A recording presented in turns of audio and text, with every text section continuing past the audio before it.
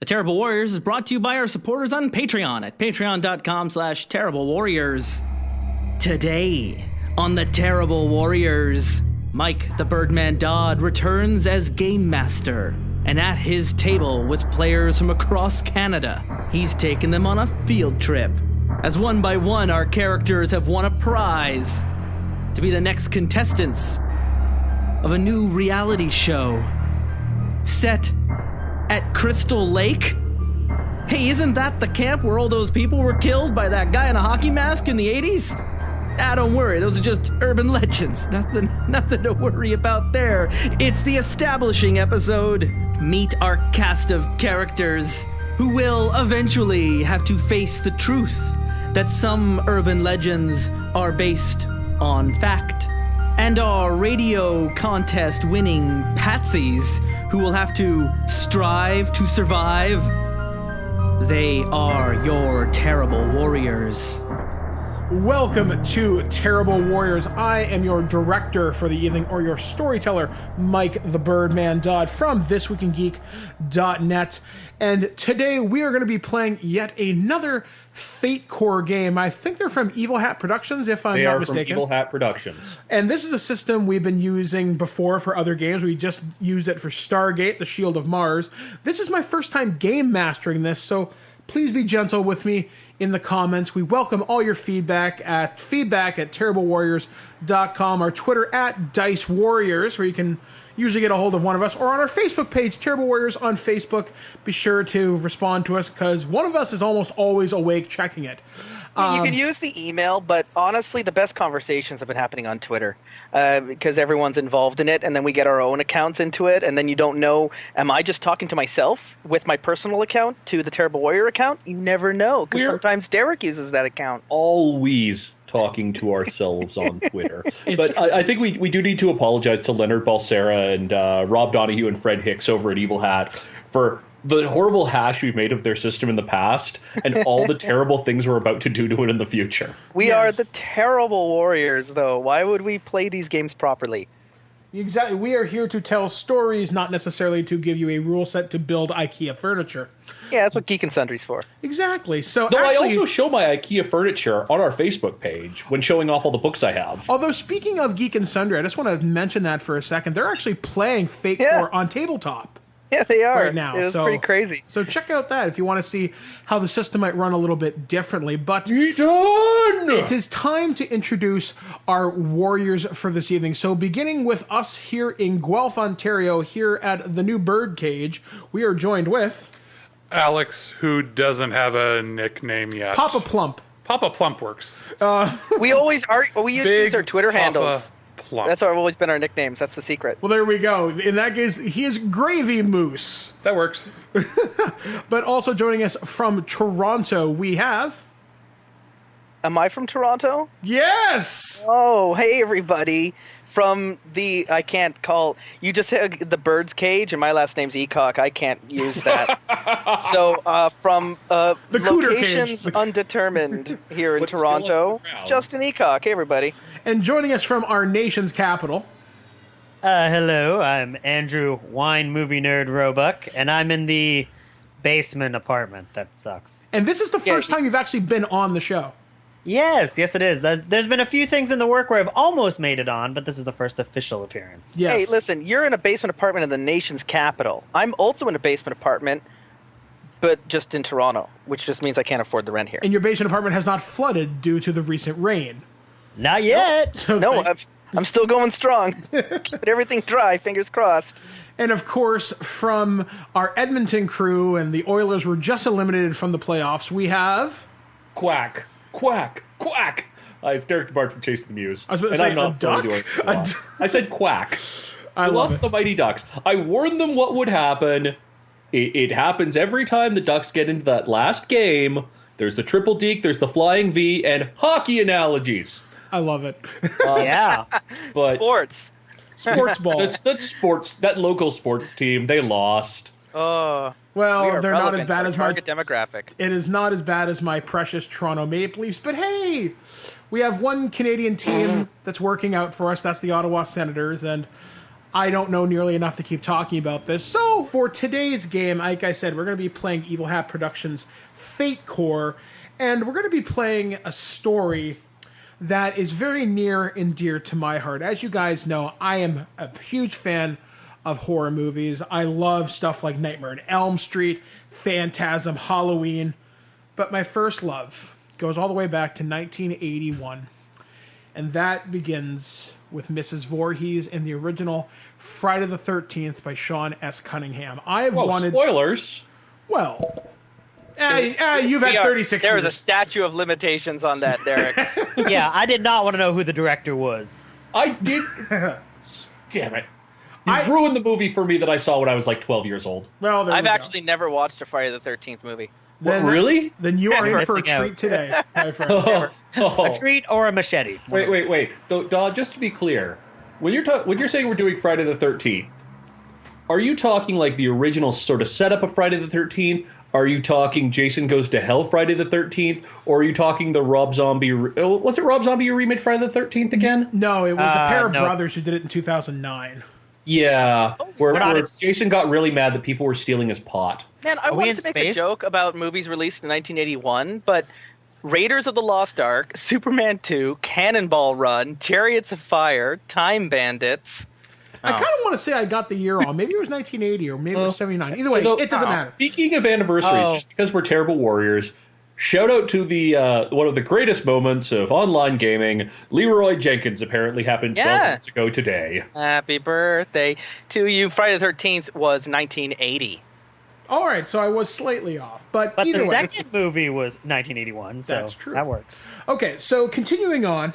Going on a tangent. So, the setup for this game is as follows. You guys have entered, through various means, a contest on the internet. And you've been selected as winners to compete in a reality game show, to which you will compete for a $1 million prize in Terror is Reality, coming from all over the United States. I'm going to start with Alex. Introduce your character. All right, well, I am playing as I guess you'd say the trope of the religious character. The gentleman that believes that his faith will see him through everything. As far as that goes, I am Chip Ferguson, your standard everyday Baptist religious, sort of, not quite religious nut, but I'm there to help people. So where is your character from? My character is from Kansas. Okay, so you flew out of Wichita. You have landed at New York's JFK airport, and you are being rushed to what looks like a huge rock star style tour bus. This is the biggest thing you've ever seen before in your life. It looks fancy, it's loud, you see Terror's Reality painted on the side of it. It looks like it's written in blood, and it's touted as the #1 game show, although you've actually never heard of it. Turns out this is actually Terror's Reality's first season. And you want to use this money for what purpose? I want to use the money to help fund church initiatives. We go and try to rehabilitate prisoners that are in jail, and try to help them see the light, essentially. Now, moving on to our Toronto-based Terrible Warrior, Justin, tell me about your character. Oh, he doesn't remember applying for this contest. He doesn't remember what radio station this was or what music they were playing. But his name's Bowie. His parents were, I don't know, they were into Bowie, I guess. Bowie, what was the last name? Bowie Connors. And Bowie Connors is, if we're going by the tropes of these kind of films, he's the stoner of the group. He's waiting for his motivation. Lightning hasn't struck right now, and he's just coasting on, waiting for that big opportunity, that big break, whenever it is, wherever it's going to be.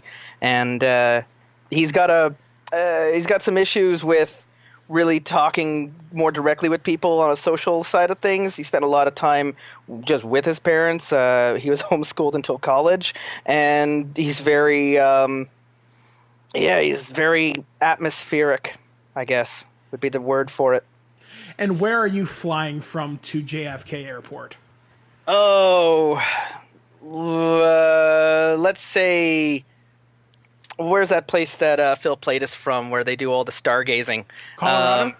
Big Rock, Colorado. Is that a place? Yeah, it is a place. That's the one. Is it Big Rock? Little Rock.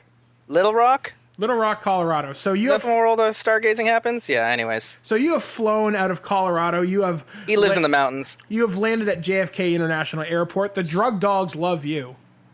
You've been consistently being complained as the smelly passenger because they can just smell the slightest hint of medicinal products on your clothing, but no one's really said anything, but you're catching dirty looks for it. And you exit this huge terminal. Boulder, Colorado. Sorry, there we go. And you From Boulder. And you see this gigantic tour bus that once again has Terror's Reality painted on the side of it. You've seen things like this at like certain rock festivals. You know you're going to be living like a king wherever you're going to be going in this bus for the next little bit. Man, this is intense. You see a couple of guys who look like handlers and press My agents eyes are kind of like- milling around. My eyes are wide but squinted at the same time. You see what looks like to be another contestant, but we'll get to that as we go to Andrew, who will be introducing his character. Yes, my name is Charles Montgomery Phillips, and I am a rich person. Unfortunately, not quite as rich as I would like, as my father may have lost some money, and now we are only millionaires instead of billionaires. I am coming from our own private island in the Philippines, and we are trying to earn that last $1 million so that we can become billionaires once again. Man, we are 30 years too early for Fire Festival jokes with you. All right, so Andrew, you've taken your luxury private jet. You are landing at JFK International Airport. You are escorted through you have your own throng of handlers and press agents and whatnot. And you come out and see the tour bus. It's not quite as nice as the one you have back on the island back home, but it'll do, so to speak. You see some of the other contestants milling around. You see probably about 15 to 20 other young, attractive people who all are wearing Terror's Reality t-shirts. And you're like the common riffraff, if you will. And we join our last character from Edmonton. I'm Chad from TV's Living the Bro Life. And where are you from, Chad? Chad is from Venice, California. Excellent. So, Chad, you have had some experience with television productions before, though. Yeah, I am the star of, it's sort of a frat house version of Trailer Park Boys called Living the Bro Life. And it's about me and my bros at Alpha Alpha, and we are getting down hard at UCLA. Now, this is actually kind of special for you because your talent agent, Josh Hastings, says, look, Chad, bro, buddy, pal, friend of mine, you got to do this show. They're practically handing it to you on a silver platter. So you're going to go there, you're going to pound some brews, you're going to pound some bitches, you're going to smoke some weed, which is going to be cigarettes on the show. And you're going to come back rich, loaded. I'm going to get my cut. It's going to be great. We are going to celebrate in downtown Los Angeles. It's going to be wonderful. All you have to do is follow the production's help. Let's just say I've greased more than a few palms, if you will. And they're going to be handing you clues throughout the event. So it'll look like you're solving this crime all by yourself. But you have to still be your character, if you get what I'm saying. Solving a crime? Dude, Chad is totally down for solving a crime. I want you to Scooby-Doo this shit. You're going to have a wonderful time. Get on your flight. I'll meet you at JFK. I'll catch you in just a day or so, okay? Woo! So, just continue. I have to get to my character description. And, all right, then. So what does Chad look like? Chad is essentially played by Ryan Hansen off of Veronica Mars. He's this big, look, he obviously works out a lot. Not like bodybuilder, but, he's a surfer. Blonde hair. He's got the hater blocker sunglasses on. He's wearing a big shirt that has 2 big stylized alphas on it. And on the back, it just says, living the bro life. All right, then. And he's wearing shorts and sandals. And when he shows up, he probably already has a beer in hand. All right, so you go through LAX airport, which is the usual zoo, as it often is. You're on the same flight as a few other celebrities. You see Flava Flav on the flight. You give him a high five. Because you guys used to work together on The Bro Life. He was a special guest host and contestant for a year. So eventually you land in New York City's JFK Airport. Once again, coming out of the huge terminal, you see the tour bus for Terror's Reality.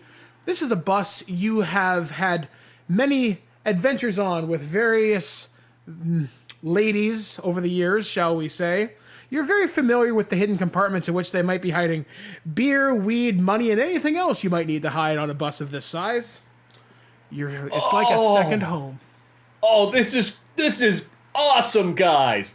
He just looks around to the other contestants. Bros, hey, I'm Chad. We are going to live this bitch up. So, as you walk out of the terminal, a young woman approaches you. And she goes, "Hi, you are Chad, correct?" Yeah, that's right. All right, come right this way. So Chad leads you over towards a group of 2 other gentlemen. You see Chip. You also see Bowie. And you see... Hey, bro. And he comes over. Bowie. Broy! No, just Bowie. It's just Bowie. And you also see a very dissatisfied looking Charles. Yes, hello. She's like, "All right, guys. Hi, my name is Holly. I will be your handler for the weekend. Thank you guys so much for competing on Terror's Reality. It's our first season, but I promise you it will be epic, memorable, and other buzzwords that you kids say, like lit, it's on fleek, and anything else. I don't know. I'm not that hip. But come right this way, please." Disgusting. Don't use such language. I walk around passing out little religious pamphlets to everybody. She's like, "Oh, you're going to be the fun one this season, but don't worry. We have an arc for you." As we're walking over, Chad kind of elbows Bowie in the side. He's like, "Hey, Broy, you got any more on you?" And he kind of makes a toking motion with his hand. Hey, I wouldn't know what you're talking about. I just got my trail mix over here. He hasn't exactly brought weed with him to a reality show to be caught on camera. He's just got a trail mix bag full of mushrooms. Oh boy. My God. He grew up in the mountains, man. All right. He's like, thank you for coming up to me, by the way, Derek, because I am right now feeling like I don't belong in this group. You're all really intense. So Holly says, "Okay, guys, I want you to come with me. We're going to get on the bus, and we're going to take the bus for the next probably hour or 2, depending on traffic, going all the way to Forest Green, New Jersey, where we're going to be taping the show. And I'll explain the show as we get on the bus." Excuse me. Yes, Mr. Charles. Do we have any Chardonnay? She looks around kind of flustered. I'm like, "We have Coke." Yes? Coke Chad Zero? reaches into his bag, pulls a beer out of it, and just shoves it into Charles's in front of Charles. Like, listen, bro, we don't do Chardonnay around here. Beer, brewskis, come on, drink up. Charles just stares and does not accept the alcoholic beverage. So after... Chad there's this look of absolute confusion on his face. It's like, this is not a thing that happens in Chad's life. All right, so you guys all get on board along with about 20 or 30 other people on, like I said, this big tour bus. You get inside. It is luxurious. There is plush carpet everywhere, really nice couches. There's huge TVs with Xboxes and PlayStations hooked up. Lots of places to sit. Lots of people who look the part of, once again, of personal assistants. And you look around at some of your other contestants. Like I said, they're young 20-somethings. There's a couple of younger people in there too, but nobody below the age of 18 that you can tell. A lot of very attractive men, very attractive women. You can tell this thing has been casted from high heaven. What am I doing here? So you... I just look exactly like the guy from Cabin in the Woods. That's it. I'm just... Do you have the collapsible coffee cup bong, though? Oh, God, I wish. But I feel like Because that turned out to be Man, really useful in the end. I'm just Shaggy. So as you guys get on the bus and get comfortable with each other, you guys all sit near each other. In fact, Holly requests that you four sit next to each other just because she's your specific handler. It really shut us around like cattle. Chad requests that they sit near the Xbox so that he can play Call of Duty. She's like, okay, fine, not a problem. So as the bus begins to pull away through the New York City traffic, it's fairly late in the day. The sun's starting to set. You can actually start to see the clouds come over the New York City skyline. It's rather picturesque, actually kind of beautiful and peaceful, if you will. So as you guys begin to pull away through New York City, another young woman stands up. She is this fiery redhead. She's got these intense green eyes, these no-nonsense kind of glasses. She looks very professional, very much, this is her boardroom, you won't cross her. They have no souls. She introduces herself and goes, "Good evening, ladies and gentlemen. Gotcha. My name is Liz Moran, and I am one of the producers here on Terror's Reality. Thank you all for applying to be on this once-in-a-lifetime reality experience. But a lot of you applied, and we picked you 20 to represent the United States. Some of you, points to Chad, were cast specifically for your high-profile public appearances, and also points over to Charles. Some of you, however, decided to take a more financial route to be on the show, and we couldn't be happier to have you. So, you might be wondering what is going to happen to you over the next 12 hours. Well, let me lay it out for you. So, we are going to Forest Green, New Jersey. It's the sleepy little town, middle of nowhere. But for the next, like I said, 12 hours, you are going to be transported back in time to 1986. And as far as you're concerned, every person you interact with is going to be convinced that's where it is. We have actors, we have stunt people. And that's a word that should probably catch your attention, stunt people. Well, we have hundreds, if not 1,000 cameras covering the entire 5 square miles of this campground we have. And you guys are going to help solve a murder mystery. Do you guys remember... Actually, Chad, you might know this. Your casting agent might have talked to you about it. There used to be this show called Murder in Small Town X. You guys are going to be solving a murder mystery over the next... Bro! And here's the cool thing. We are going to be broadcasting live on the internet with audience participation. And let's just say all of you may not, quote-unquote, survive the night, if you get my drift. If people like you... They can help send you. They can send you prizes. They can send you clues. They can send you rewards, or they can send you weapons. And your basic goal is to help solve this murder mystery before the sun rises. And now that's not to say you can't win the game if the audience hates you, but it's going to be a lot harder if you catch my drift. Are there any questions so far? Chad's hand shoots up. Mr. Chad. Bro, is this like that Hunger Games thing, that movie? You know what? Kind of inspired by, not directly ripping off, trademark pending. But yes, sort of, we're going to have audience participation, and it's going to be a lot of fun. I love those movies, man. She's a total smoking hottie. So it sounds similar to speak bro well. The Most Dangerous Game, that kind of storyline? Similar, yes. I mean, you will be competing against your other 20 contestants here as everybody kind of looks at each other, but you'll be competing in groups of 4.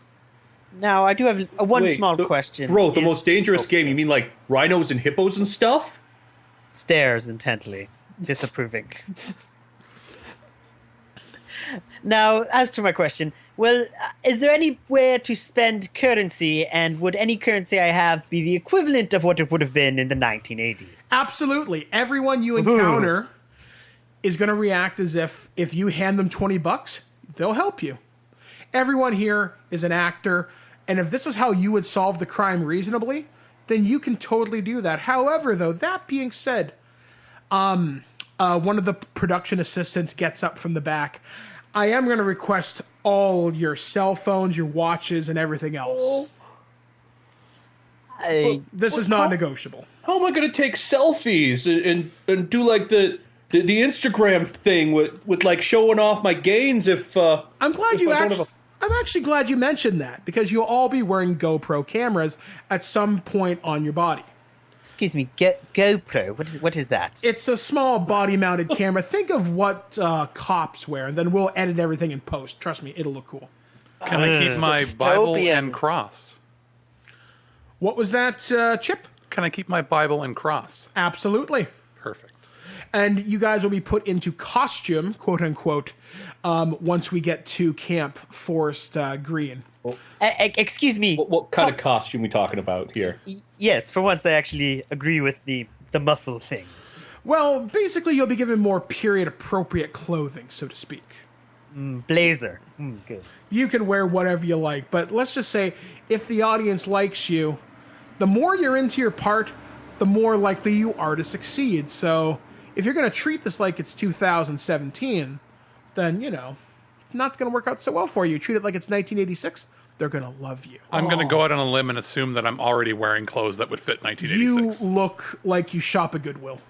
Okay. In fact, you probably stand out nearly the most out of the entire group of people. You look the most humble.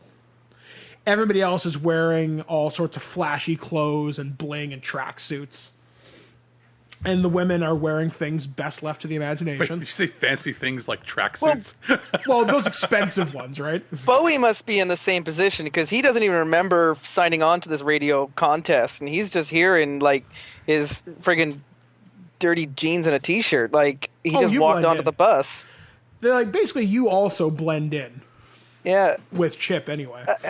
He doesn't even, like, man, for a contest, I don't even remember. This is getting really involved. Just trust me, for $1 million and a once-in-a-lifetime experience, you guys are going to have a fantastic time.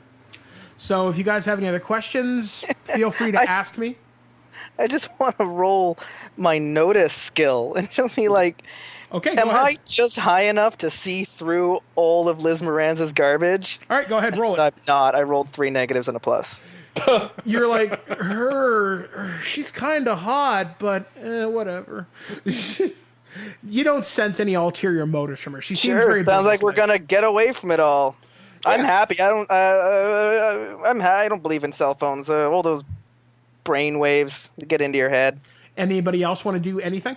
Chad takes a selfie. Okay, you take a selfie. It's like he's like posting it to Instagram. He's like, "Yeah, bros, gonna go on this cool thing. Watch me online.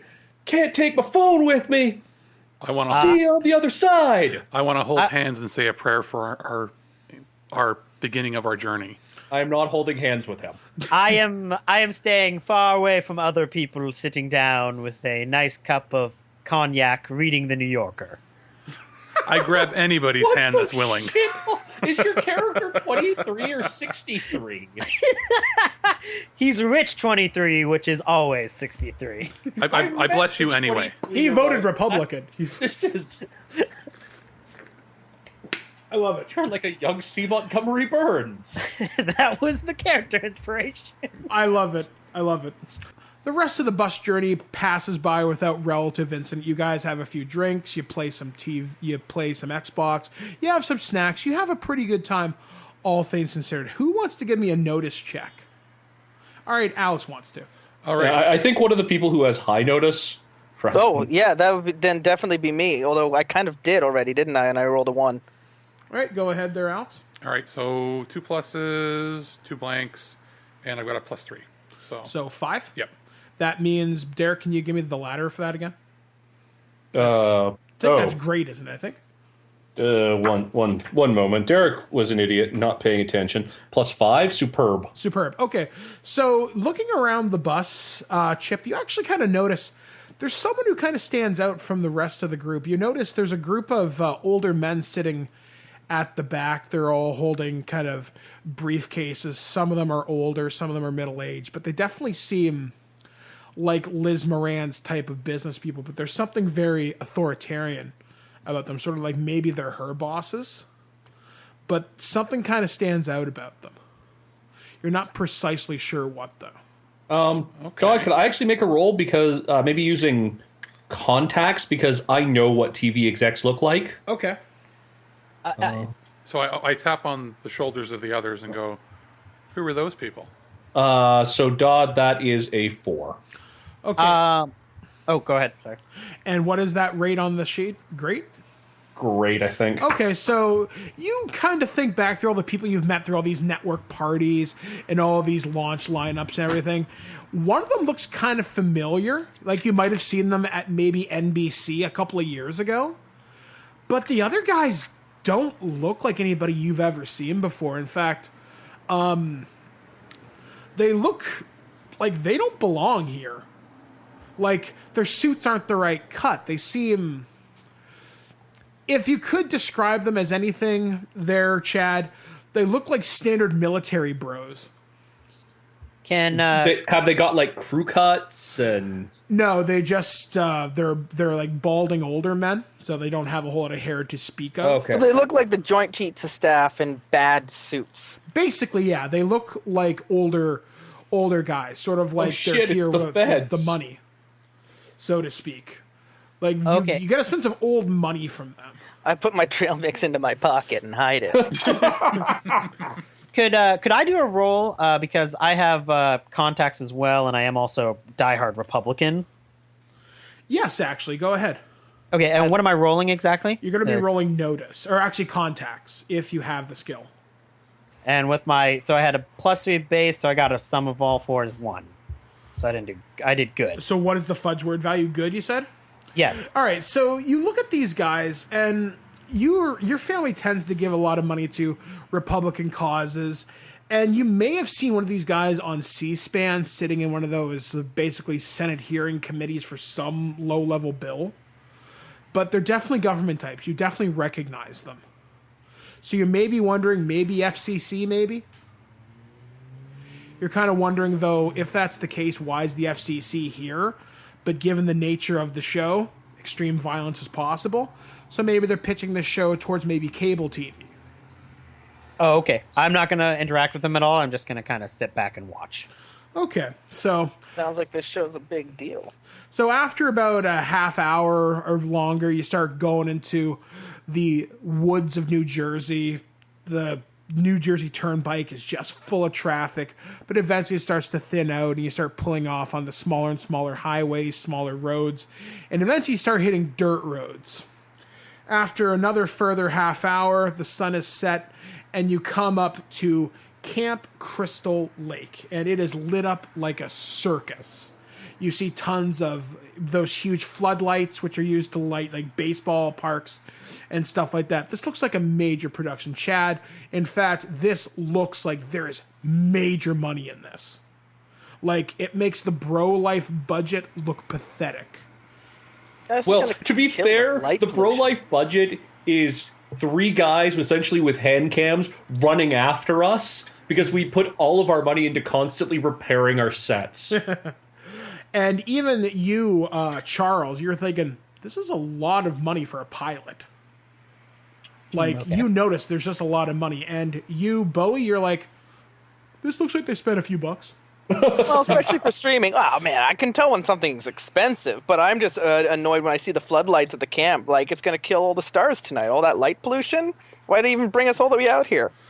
All right, so after a few minutes, the bus parks and you guys are all disembarked, led out to a huge kind of gathering area where you, the production staff, and the 20 other contestants are brought out to this sort of like a stage area. And coming out on stage is, you recognize from television, all of you do, Survivor host Jeff Probst. Yay! So, joy. Some Wait, people... was that a eating my Patreon trail name or mix is like that an actual popcorn. person? That's a real guy. He's the guy that hosts Survivor. Oh, okay. So he comes out and goes, ladies and gentlemen, welcome. Welcome, welcome, welcome. This is my new and exciting project, Terror's Reality, because what can I say? Sometimes you don't want to go to Fiji. Sometimes you just want to go home. So welcome out, guys. I'm really glad you all decided to come here and participate in as I'm sure Liz, my lovely producer assistant, has told you. She's like, producer, has told you many times, it's a once-in-a-lifetime experience. So, what's going to happen over the next few minutes, the guys are going to get you fitted in the costumes. You're all going to get fitted with GoPro cameras and microphones. Trust me, they'll be really unobtrusive to your experience.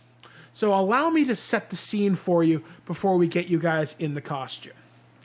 The year is 1986. And you are visiting Camp Crystal Lake. You guys are away on vacation. You guys are here to have a good time. As you'll see, he points over to a couple of houses or a couple of cabins. There's a party going on there right now. Drinks, food, all sorts of fun stuff. But there's a darkness in the air.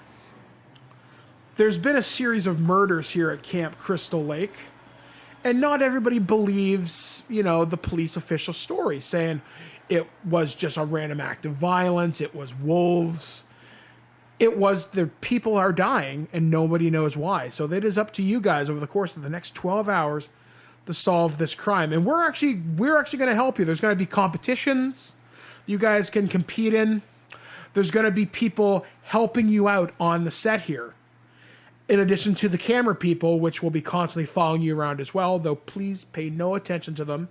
We will be getting confessionals from you guys like we do on my show Survivor, though we'll do a lot of that in post, but we may stop you occasionally to get your thoughts as to what is actually going on.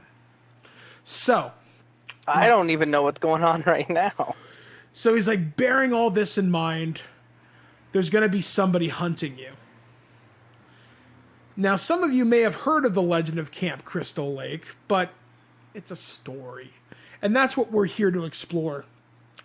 Urban legends, which I think is going to be a real selling point for this show. It's going to be actually legitimately really scary. We've got stunt people out there. You're going to see some stuff that's going to blow you. It's going to make the Walking Dead special effects look like nothing, because we're all practical. You guys are going to love it. The Walking Dead special effects do look like nothing. So, with all this in mind, guys, we're going to send you guys the wardrobe. I will meet you guys in a few hours when we break for intermission in 6 hours. Welcome to Terror's Reality.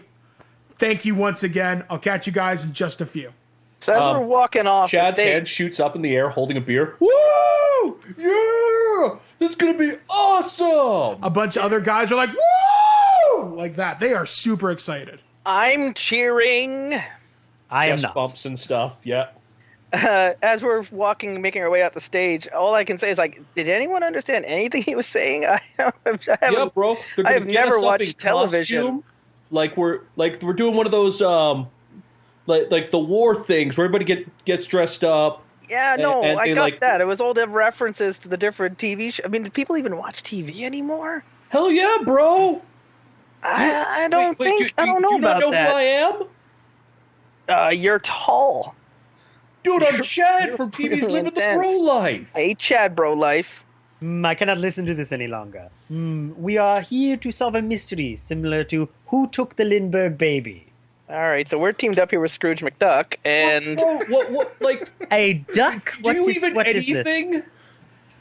Like, Lindbergh baby? Why would Yes. someone steal a chocolate baby? What? Sounds like a cheese we are baby, not actually. going to win this competition. No, listen, bro. I got an... And his voice gets real... I got an angle, bro. Yeah, I think yes. we got a way to win this. I Right got an angle angle? too. I'm going Right off to angle? the woods for a weekend, and I'm gonna get high. I'm just gonna chill back and relax with no consequences. Even if we lose, we got a whole week paid, all expenses. Why do you want to lay back, bro? When we can use everything you're going to do to get high to partay. Now, gentlemen, We'll hear let you everyone mentioning- else figure half the investigation now. We'll steal their answers, and we'll go figure the murder when it's done, and we'll walk out winners. Bro, Gentlemen- I am listening to what you are preaching. Okay, yes. Now I hear you talking about this weed thing that does procure a high sensation. Well, my papa happens to make some of the best in the area of the Philippines. I don't know if you've heard about it. It's a country Not too many bros there. He just starts laughing, cuts you off, man. I don't smoke that stuff. It's sticky, it's smelly, and he starts talking about his special mix. This little bag that he's been carrying around has it's got a little bit of column A, it's got a little bit of column B. It's gonna make all your troubles go away. Chad's eyes are just kind of wide, are just going wide. It's like, oh, man. I'm standing there staring at all three of them. Mr. Chad, I shall share some of this with you if we assist each other during the course of this investigation. And let's fade to black, move the frame into the next scene. Okay. We just spent 20 minutes just talking about nonsense. Well- Let's go back in time and be killed by Jason. Okay, so as you guys finally get out of like wardrobe, you're fitted with your cameras, fitted with your microphones. Now these are special GoPro cameras. They How barely starchy are these clothes? for you actually it looks like they just fished them out of someone's basic laundry. And They're very mundane. You have a tie-dye t-shirt, the ripped you know, jeans. feel when they've been put in an actual machine washer and dried in a tumbler because they're all like crunchy and stuff. Nothing beats air dry. And I want to wear short shorts, the really, really short shorts they used to have in the 80s with the little stripe down the side. Okay. Leaves nothing to the imagination. Nice. I put on an And ascot. really high socks. All right, you do as such. Oh, wear an ascot. Oh, God. Basically, we look like everyone from Wet Hot American Summer. Chad more or less looks like Chad. He's found they provided him with a vintage Alpha fraternity shirt. So the logo's slightly different. It doesn't say "Live in the Bro Life" on the back. It seems they've gotten it from like the Princeton chapter of Alpha, which he seems morally opposed to on some level. He's still got like surfer shorts and sandals. All right, and what is The look Charles never really wearing? changes. Charles, what are you wearing? I'm wearing an ascot and a blazer and a long, the nicest jeans I could find. They look more like slacks. I have a little hat that is similar to something someone might wear on a safari. One of those little safari hats. And yes, and that is my outfit. Yes. Okay. Oh, God. All right, so as you guys exit wardrobe, a man approaches you. He looks like a young PA. He's got on the big headset. He's got a camera on his shoulder. He goes, "You're Chad, right? Yeah, man. Yeah, bro. What's up? Read this. Gotta go." Does everyone know who you are? Yeah, bro. I'm Chad from TV's Living the Bro Life. You've mentioned that every time I ask you if everyone knows who you are.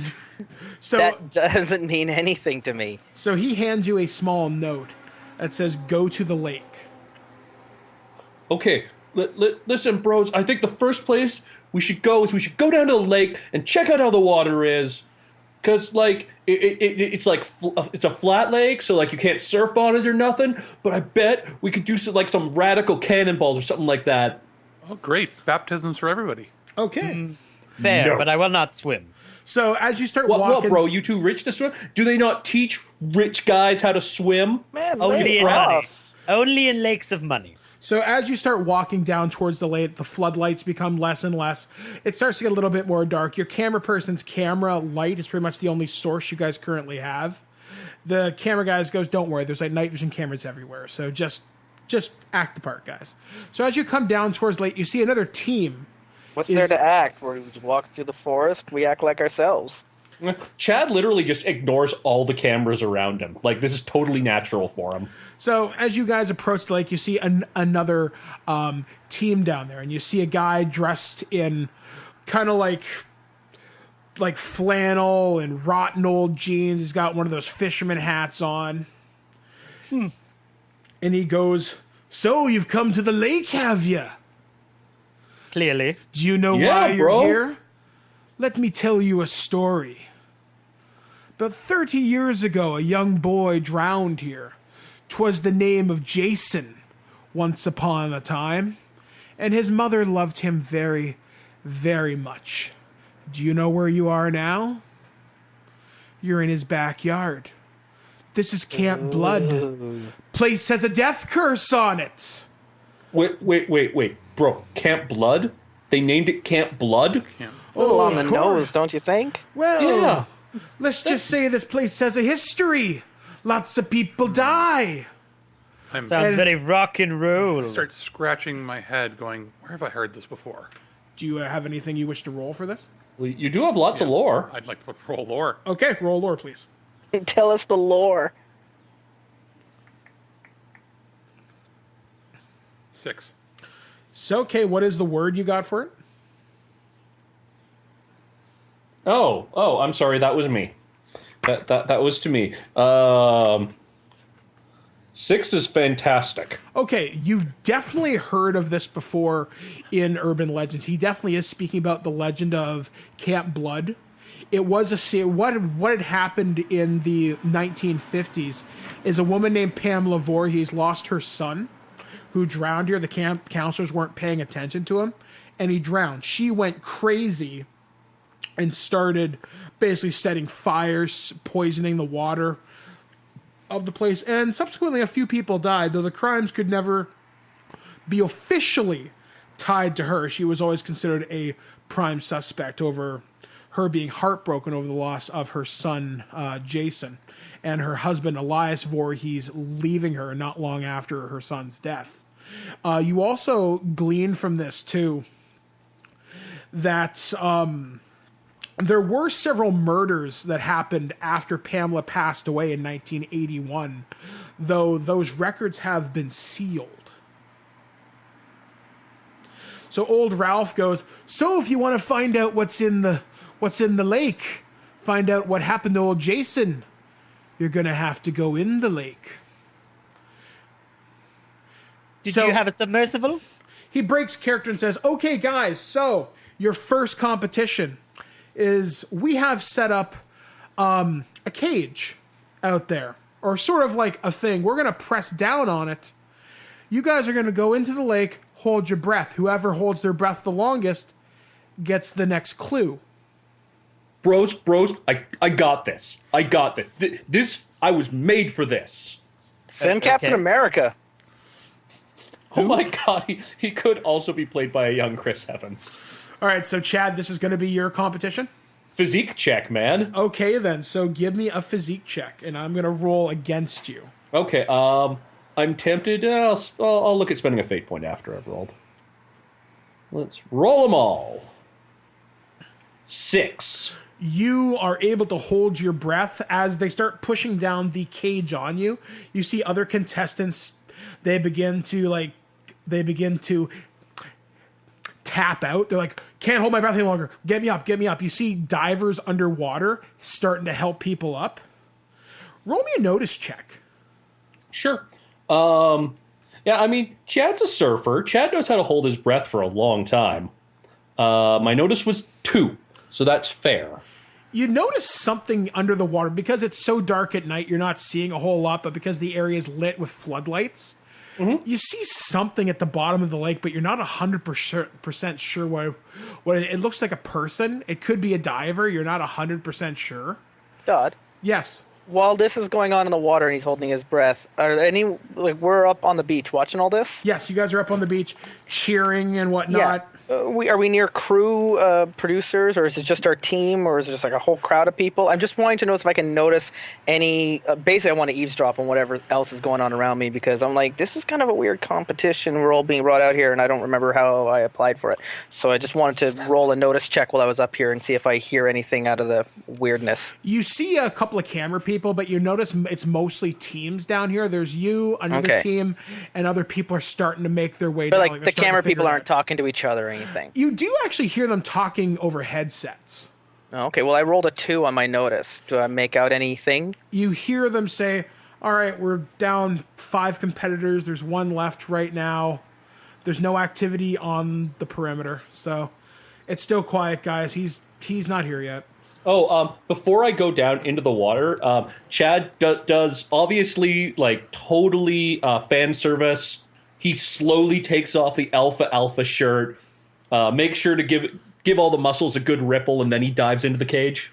All right, you do as such. A lot of ladies from the surface or from the beach are going, ooh, Including myself. Why not? Hey, I can appreciate a good man of muscle. What can I say? Why Chris not? Evans is a very handsome man. So eventually, Chad, you are the only one left standing after. Can I make another notice check? Like maybe like try to dive deeper or something? Okay. Obviously, if I fail, I might accidentally take some damage or something just because I'm down longer than I should be. Okay. Humans can't breathe underwater. So that's a 2. So that's still fair. You still you try to dive down a little deeper. Your feet start getting caught in weeds, Yeah. and you feel something brush past your leg that feels really, really solid, Like not a fish. like not a fish. Is there anything you'd roll for fear? Yeah, a will check. Okay, give me a will check. Okay. Okay. And I'm going to roll against you for it. So that's a 3. It's 2 pluses and 2 blanks. Okay, so I rolled a great. So I rolled a good, you rolled a great. Yeah. I'd actually like to invoke one of my aspects for this. Okay. Just add a +2. I'd like to invoke a lovable idiot bro, in that I'm completely convinced that I'm just on a regular TV show. There's nothing weird going on. Okay. Basically, Chad is too stupid to think that this is anything other than what it appears to be. Okay, then so you feel something brush past your foot, and you're like, "That's probably a big fish." Good times. Maybe I'll eat it later.